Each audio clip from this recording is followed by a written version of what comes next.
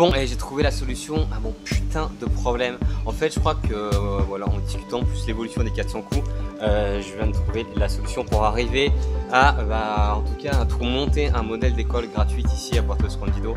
En tout cas, un modèle qui soit 100% gratuit, un modèle qui soit orienté voilà, sur des techniques un peu innovantes en termes de pédagogie pour les gamins, notamment sur l'approche Montessori. Il y a d'autres techniques qu'on peut intégrer, notamment l'introduction vraiment là pour le coup.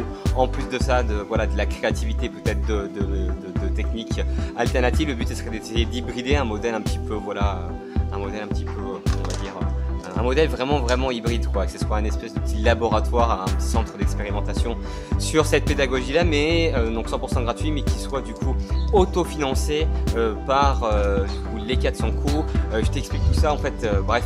J'ai eu une petite discussion hier, je viens d'avoir eu l'idée tout à l'heure sur la vidéo, là où on présentait le workshop, en tout cas pas présenter le workshop où je t'ai emmené récupérer la maison. Du coup j'ai appelé Nico pour lui en parler. Je vais modéliser ça pour que ce soit un peu plus clair, parce que quand j'ai des idées, après il faut que j'arrive à synthétiser, sinon tu vas rien comprendre à ce que je te dis, mais je pense que ça peut claquer comme système. Je modélise ça et je te reprends. J'ai cette espèce d'intuition, je sais pas si tu l'as eu, je sais que Nico voilà, aussi partage cette espèce de sensation là, mais là c'est bon, j'ai toutes les pièces du puzzle, le dessin est enfin clair. Je vais te parler de ça, tu vas me dire justement ce que tu en penses. Le projet s'appelle Learning in Paradise. En clair, le projet, il a deux vocations. Un, de proposer un modèle d'école innovante pour les jeunes à Puerto Escondido, notamment axé sur la méthode Montessori. Et deux, proposer un lieu de résidence pour des entrepreneurs qui sont connectés avec le même mindset, c'est-à-dire en mode business in paradise. Je t'ai fait une petite presse là assez rapide pour présenter le concept. Le but, voilà, c'est qu'on est au départ de projet et j'aimerais avoir du coup ton avis. Donc, en fait, le projet Learning in Paradise, c'est pas forcément, ça va être un espèce d'écosystème. Il faut le voir ça comme un écosystème, et on va justement proposer, on va utiliser à la fois le multiculturalisme, en fait, si tu veux, des espèces d'échanges entre la France et le Mexique, et aussi les différences de génération, en travaillant justement sur à la fois des enfants mexicains et à la fois du coup des adultes qui peuvent être français, européens, ou en tout cas du monde entier, parce que je pense que le concept peut être complètement international. En fait, il va se baser du coup sur trois éléments. Le premier élément, ça va être une résidence pour entrepreneurs. En fait, ça va être un espèce de lieu de vie, un lieu de travail où tu peux séjourner temporairement ou définitivement. Mais pour les entrepreneurs qui ont besoin de changer de contexte, ou en tout cas qui veulent changer de contexte pour lancer un projet qui va être créatif. Aujourd'hui, ce qui est génial, c'est qu'avec Internet, tu peux devenir entrepreneur et du coup digital nomade. Ça veut dire que tu n'as pas besoin d'être dans une localité. En fait, voilà, c'est un centre où tu peux venir te déconnecter, si tu veux, de ta réalité, de ton contexte, de ton quotidien, pour te reconnecter avec des énergies de personnes, d'entrepreneurs qui partagent les mêmes valeurs. Une résidence, moi je la vois vraiment sur la plage avec des cabanes, on va vraiment être en harmonie avec la nature, un petit peu ce qu'on va faire là, notamment sur les workshops, où ça va être, le but c'est de se reconnecter, d'utiliser aussi toutes les énergies qu'il y a à Puerto Escondido, qui est vraiment pour le coup un endroit magique de Mexique, pour faire un lieu de vie, un lieu de travail, un espace de coworking, un lieu qui va être basé sur l'innovation et la créativité. En parallèle de ce lieu-là, donc ça c'est la partie adulte,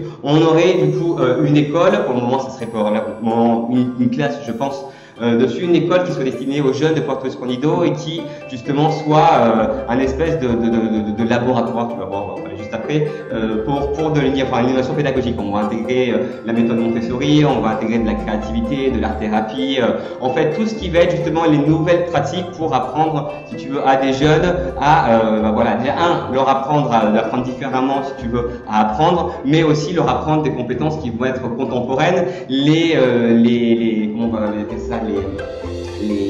armées, si tu veux, de connaissances et de compétences qui vont leur servir justement à travailler dans les métiers de main, parce que je ne sais pas si tu sais, mais il y a 80% des métiers de main qui aujourd'hui n'existent pas encore. Donc il y a plein de métiers à réinventer, et tout ça, ça demande bien évidemment du coup des nouvelles compétences, notamment une compétence qui est oubliée dans le système éducation, que ce soit en France ou dans le monde entier, qui est du coup la créativité. Et la créativité, ça va vraiment être le maître mot de ce dispositif Learning in Paradise, et on va aussi justement capitaliser justement l'émergence de créativité en étant dans un contexte, en se servant du contexte, le contexte d'apprentissage, qui soit aussi bien géographique ou la manière dont tu vas fonctionner, a du coup un impact sur la manière dont tu vas apprendre. Et pour coordonner tout ça, on va avoir besoin du coup d'une d'une structure qui va être centrale, qu'on a appelé le Head Lab, dont le but va être justement de faire de la recherche et de développement, de trouver de nouvelles manières, si tu veux, d'apprendre aussi bien à des adultes qu'à des enfants et de mettre en place des stratégies aussi, enfin, de trouver des nouvelles stratégies business innovantes. En fait, ça va être un espèce de cercle vertueux où on va trouver quelles sont les stratégies de demain pour développer les entreprises de demain et quelles sont les méthodes de demain pour apprendre les compétences nécessaires à mettre en place ces stratégies-là. Donc tu vas me dire, ouais, tout ça c'est un petit peu utopique, le système d'école, blablabla. T'inquiète, j'ai pensé à tout, c'est dont je vais te présenter, parce que le gros problème de ça, il y en a plein qui veulent le faire, mais c'est au niveau du financement. Comment on fait pour avoir un financement et surtout comment on fait pour avoir un financement monter un écosystème qui soit autonome, qui ne dépende pas forcément des donations externes, qui soit vraiment voilà, en pure autarcie. Et justement, le but c'est d'avoir ces trois organes dont je t'ai parlé qui fonctionnent en synergie. Je t'ai fait un petit schéma pour t'expliquer en fait comment fonctionne le transfert de valeur et le financement. En clair, donc tu vas voir en premier la résidence, c'est la résidence des entrepreneurs. La résidence, du coup, elle va fonctionner avec le Head Lab, le centre qui va s'occuper de tout ce qui va être pédagogie, qui va produire les formations, qui va aussi piloter l'école. Ça va être vraiment, si tu veux, l'organe pédagogique du dispositif. Et en troisième partie, du coup, l'école. Il faut le voir vraiment comme une espèce de triangulation. Et à l'intérieur, en fait, on va avoir différentes interactions qui vont générer de la valeur et qui vont permettre du coup d'autofinancer le dispositif. Ça te paraît hyper compliqué, c'est pour ça que, trouble, c'est pour ça que tu vas voir que je t'ai fait un petit dessin, des petits schémas. Bon, comment ça se passe au niveau des générations des actifs? Ce qui génère en clair ce qui va donner la trésorerie, c'est la résidence. Ça va générer de la trésorerie comment? Déjà en proposant de l'hébergement. Alors les hébergements, ça peut être des espaces de coworking ou du coup des villas ou des cabanes, tu vois, où les entrepreneurs peuvent vraiment du coup vivre à l'intérieur. On est vraiment sur un espace de vie, comme je te disais, un espace de travail. Donc ça va être voilà, la génération d'actifs sur du locatif en fait, si tu veux. On va aussi organiser, par exemple, les workshops qu'on organise. Il faut aussi penser qu'on va jouer aussi sur la différence de pouvoir d'achat. Sur les workshops, on a organisé un premier workshop. On était là, le premier workshop qui se passe du 24 avril au 4 mai. On a 2 participants, on est rentable. Si suffit qu'on ait 3-4 participants, voire 10 participants après, sur les mêmes tarifs, on va pouvoir du coup on va pouvoir du coup trouver des sources supplémentaires pour financer. C'est ce dont je te parle. Donc les workshops, ça va générer de l'argent. On peut organiser aussi des conférences. Alors des conférences qui soient des conférences, format conférence qui soient en français, en anglais, mais aussi des conférences en local sur tout le Mexique, à Puerto Escondido. Ça peut être aussi justement une idée d'en faire vraiment un centre d'innovation. Ça peut être aussi du coup la partie formation en ligne qu'on propose.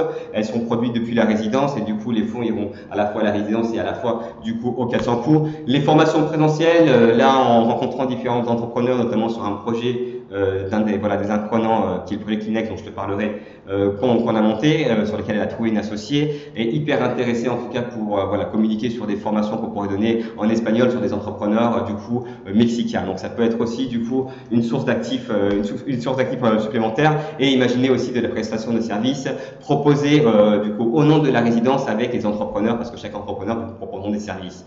Ça aussi sur du système d'affiliation on pourrait penser. En clair, voilà, les actifs sont générés en clair par la partie résidence et par la partie activité pédagogique du coup des 400 coups. La résidence du coup elle va subventionner la partie Head Lab, notamment pour payer les personnes qui vont être profs en fait à l'intérieur ou qui vont être chercheurs à l'intérieur. Mais pour équilibrer un petit peu la relation, on va faire du coup du troc, parce que les transferts de la valeur se font du coup avec de l'argent, mais ça peut être aussi avec du temps, des ressources en temps ou en personne.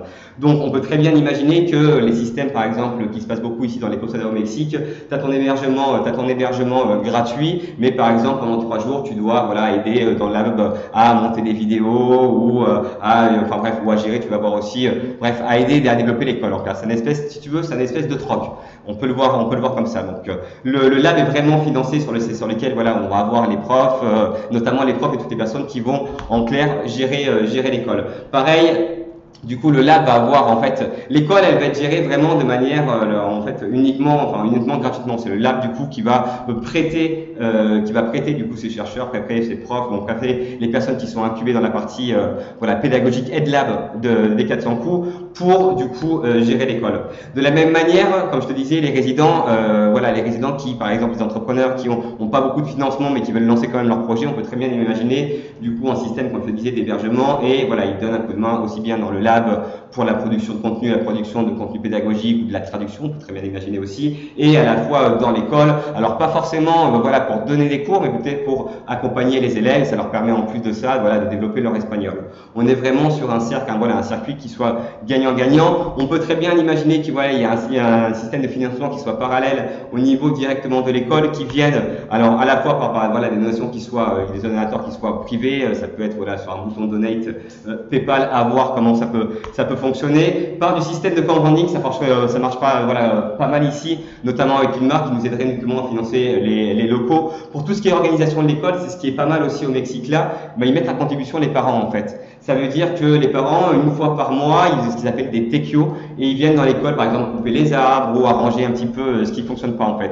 On est vraiment sur une approche collaborative. Avec ça, l'école pourrait complètement fonctionner en autonomie, notamment si on est sur une petite classe et qu'on a du coup à la fois des volontaires et à la fois des personnes qui sont du coup payées au niveau de l'EdLab, qui vont du coup voilà, gérer et piloter un petit peu toute cette école-là. Le centre en fait dessus, c'est juste la partie EdLab en fait, parce qu'elle va à la fois contenir les contenus pédagogiques pour l'école, les expériences pédagogiques pour l'école, c'est-à-dire complètement les cours et les supports, mais aussi pour les 400 coups et pour les formations, quoi. Et le fait de travailler à la fois sur de l'innovation pédagogique sur des enfants et sur des adultes, je pense que les deux peuvent justement se servir pour qu'on puisse avoir vraiment un gros axe d'innovation, essayer de vraiment comprendre les mécanismes et proposer quelque chose d'innovant. Le plus en fait, c'est que tous ces espèces d'écosystèmes, les gamins, du coup, vont être confrontés, tu vois, vont écouter des personnes parler anglais, parler français, vont pouvoir aller poser des questions justement aux entrepreneurs, donc ça va tout leur permettre de leur ouvrir un petit peu l'esprit, parce que c'est ce qui manque aussi, leur donner des modèles, leur donner des références en fait, qui soient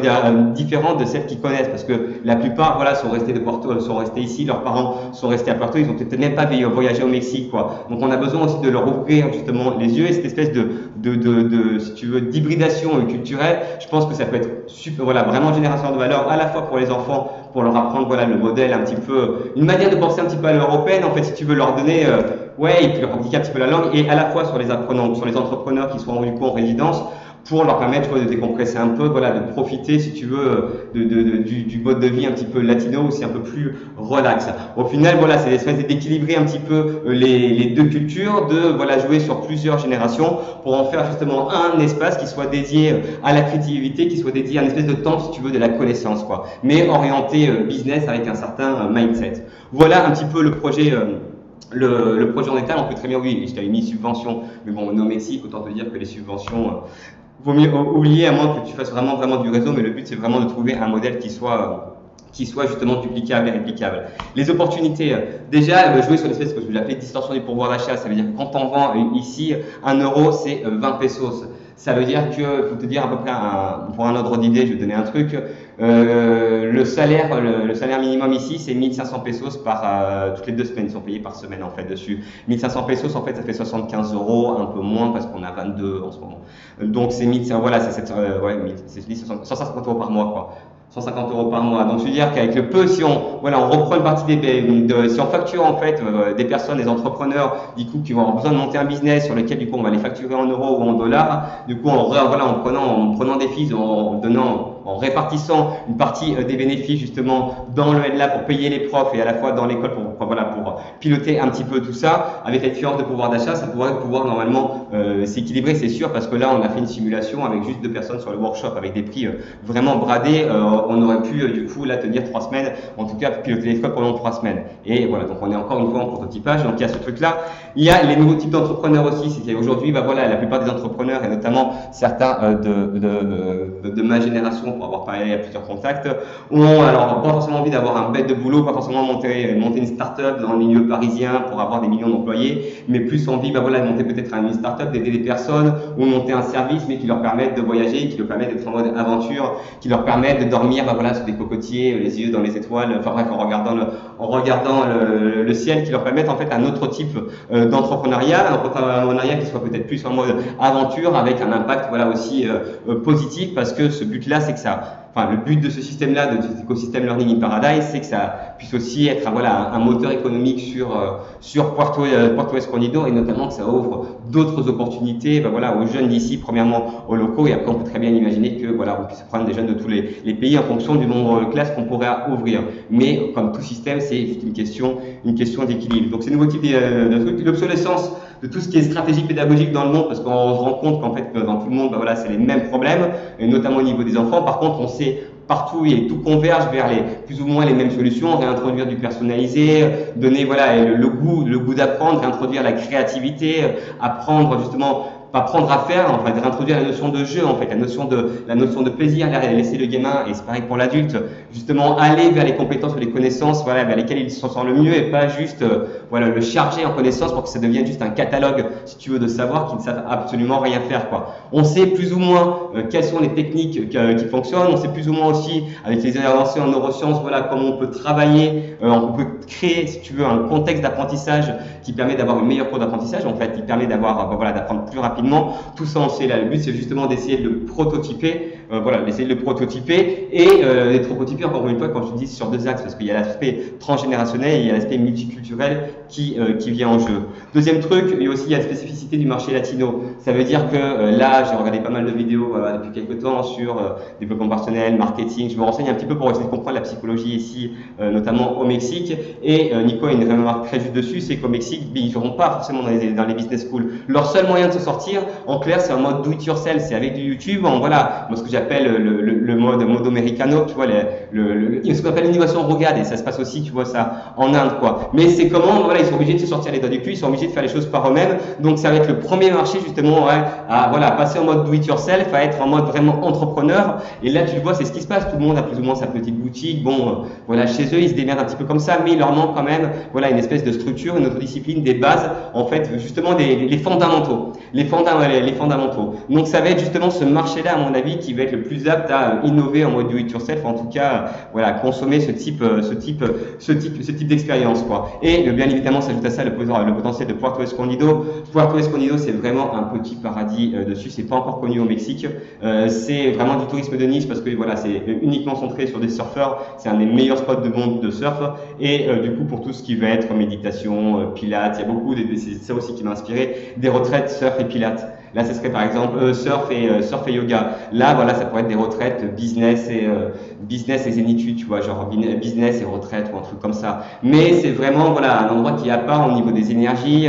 C'est pas rien à voir avec Playa del Carmen, avec Cancun, avec tout ce qui est Riviera Maya. De l'autre côté où on est vraiment voilà dans le truc, tu vois, il y a ces blindés d'américains dessus. Là, il n'y a pas de marque américaine, c'est très sauvegardé encore, c'est très sauvage et encore voilà. Et le but, c'est d'essayer de capter toute cette énergie et de travailler de ce petit paradis pour en faire vraiment voilà, un centre de formation pour les petits, les grands, mais avec un système de valeurs, voilà, le mode business in paradise, quoi, avec avoir un espèce d'impact positif, une certaine éthique, voilà, en faire un lieu de vie, un lieu de travail, un lieu de développement à la fois personnel et professionnel. Voilà le projet, bon, n'hésite pas, si ça te parle, n'hésite pas à nous donner des idées directement en commentaire, à nous contacter. C'est important pour moi voilà, de poser un petit peu le projet, parce que cette vidéo me resservira aussi par la suite, parce que plein de temps, voilà, quand tu as plein d'idées et tout ça, si tu les fiches pas, le projet n'est pas encore concret, voilà, là je te donne une première idée, donc n'hésite pas, on se retrouve très vite, salut!